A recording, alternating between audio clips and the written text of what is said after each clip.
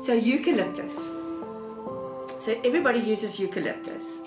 And so I always say, be very careful of overusing oils. I'm smelling all these oils. I'm going to be on such a high when I'm finished. I'm going to be so fabulous. Always be careful of using certain oils.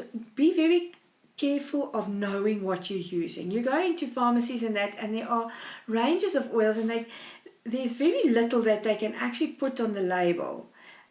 So if you're going to use oils, be sure to know an aromatherapist, or go online and find Healing Rose, and we'll tell you what to do and what not to do.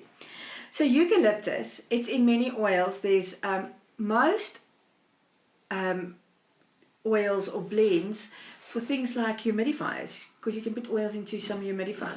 Most oils and blends for things like a humidifier will have, especially for the winter, will have eucalyptus in it. The thing is with eucalyptus, the main compound in eucalyptus is cineol.